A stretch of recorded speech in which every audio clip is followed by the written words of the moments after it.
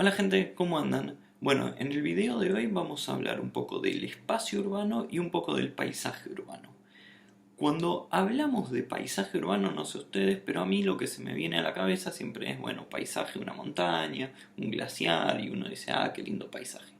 Pero dentro de las ciudades también existe un paisaje, y es la combinación de las construcciones, los usos que le damos al suelo de la ciudad, e incluso la forma misma de la ciudad y los accidentes que puede haber. Por ejemplo, si un río pasa por la ciudad, va a cambiar la forma que tiene. Ahora bien, es válido que me pregunten, bueno, pero ¿qué es una ciudad? Bueno, en Argentina se considera ciudad a toda aglomeración de más de 2.000 personas. ¿Y qué es una aglomeración? Bueno, es una unidad de asentamiento concentrado de la población. ¿Y qué es una unidad de asentamiento concentrado de la población?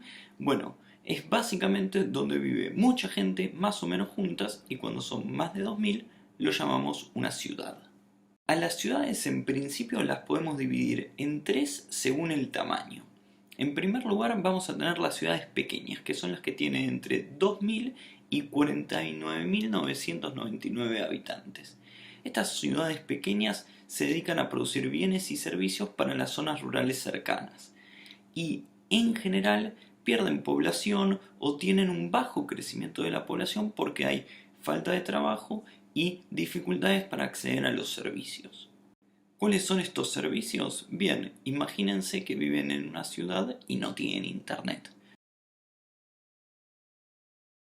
Entonces, para evitar el despoblamiento, algunas ciudades, como por ejemplo Carlos Ken, empezaron a dedicarse a la producción local y también al turismo, al punto donde hoy en día Carlos Ken es uno de los pueblos turísticos de la Argentina. Después tenemos las ciudades intermedias, que son las que tienen entre 50.000 y 499.999 habitantes.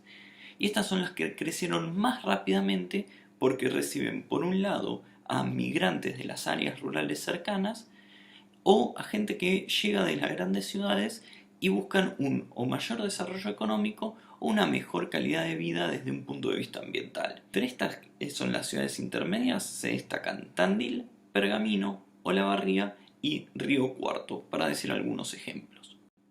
Por último, tenemos a las ciudades grandes, que son las que tienen más de 500.000 habitantes.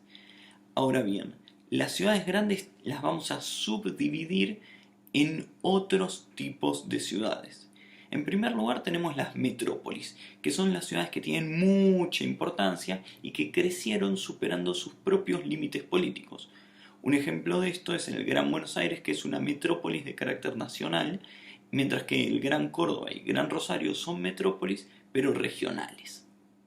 Bien, después tenemos las áreas metropolitanas, que quizás le escucharon hablar en el noticiero o algo así, el AMBA, que es el área metropolitana de Buenos Aires, por ejemplo, y que son los lugares que actúan como una macrocefalia. ¿Qué significa esto? Bien, macrocefalia significa gran cabeza, es decir, que las áreas metropolitanas son la gran cabeza. Y no porque la gente que vive en esas ciudades seamos cabezones, aunque no sé, capaz sí, sino porque estas ciudades son grandes polos de poder, son la gran cabeza de todo el país. Bien, ¿cómo están formadas estas áreas metropolitanas? Tenemos por un lado una ciudad central que tiene múltiples funciones administrativas, comerciales, judiciales, legislativas, financieras. Imaginen todas las funciones que cumple la ciudad de Buenos Aires, por ejemplo. Y además hay un poco más alejado otros centros urbanos menores que tienen menos funciones, pero que están comunicados, tanto la ciudad central como estos centros urbanos menores, por medios de transporte y un importante desplazamiento de la población.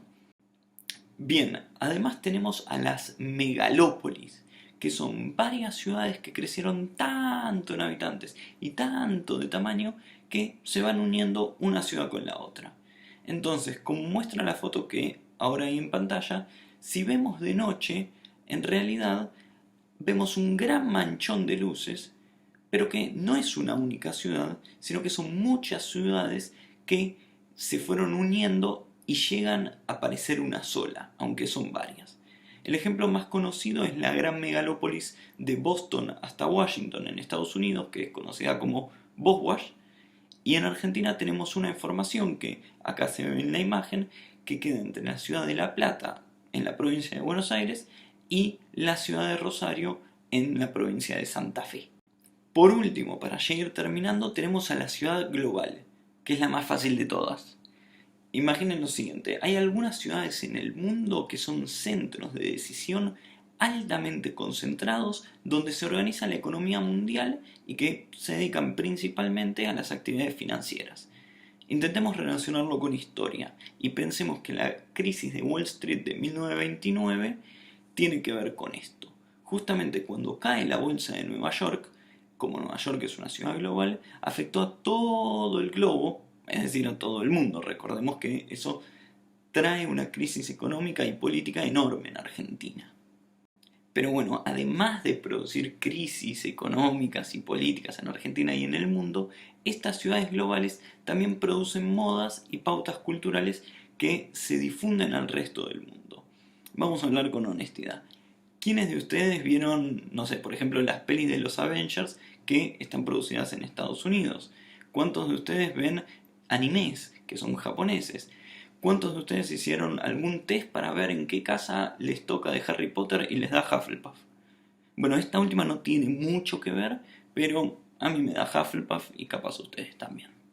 Lo que sí importa es que estas ciudades globales, sean Nueva York, sean Tokio, sean Londres, son estratégicas en el proceso de globalización.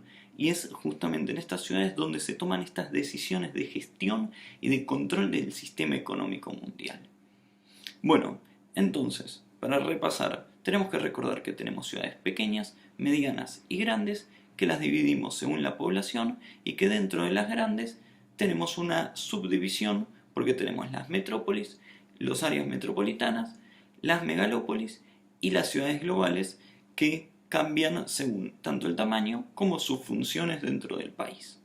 Bien, eso es todo. Es un video corto con un tema muy puntual y simplemente era para hacer un repaso de tanto paisaje urbano como espacio urbano y las diferentes ciudades. Bueno, nos vemos en el próximo video. Chao.